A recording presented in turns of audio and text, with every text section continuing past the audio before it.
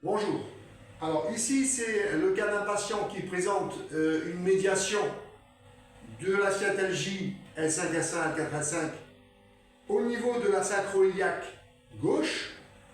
On a fait de l'ostéopathie, on a fait de l'acupuncture, ça dure un moment, ça revient, ça dure pas dans le temps. Donc qu'est-ce qu'on fait? On remet en question l'appui au sol. Donc l'appui au sol, on constate en podologie avec un scan dynamique et donc statique qu'il y a un mauvais appui au sol au niveau du pied gauche. Donc ce qui pourrait créer un problème biomécanique, une instabilité donc, du tibia, rotation interne ou rotation externe du tibia. Pareillement au niveau du fémur, rotation interne ou rotation externe du tibia et fémur. Et bien sûr sacro-iliaque avec ici, dans la sacro-iliaque, la médiation, là où je mets mon index, d'accord, une douleur persistante ici dans la fossette de Michaelis, gauche, d'accord, et au niveau de L4. Donc là, on est sur L5-S1, L4-L5. D'accord? On sait que le patient, d'après l'anamnèse, il a eu une entorse à répétition sur le pied gauche, c'est ça, hein?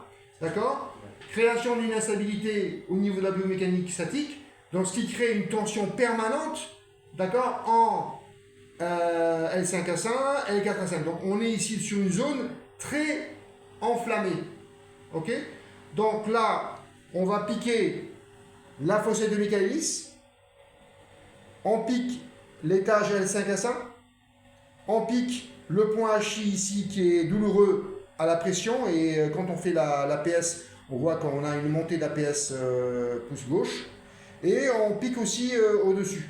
Donc j'ai 3 étages, L5-S1, L4-S5 et L3-L4.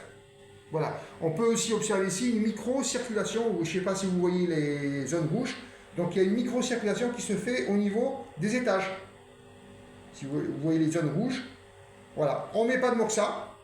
On pique aussi sous l'apophyse épineuse A5, pour être sûr, qui était douloureux à la pression. Et là, moi j'ai piqué en superficie ici. Voilà. En superficie, l'articulation ici sacro-iliaque. Parce que là, il y a une inflammation.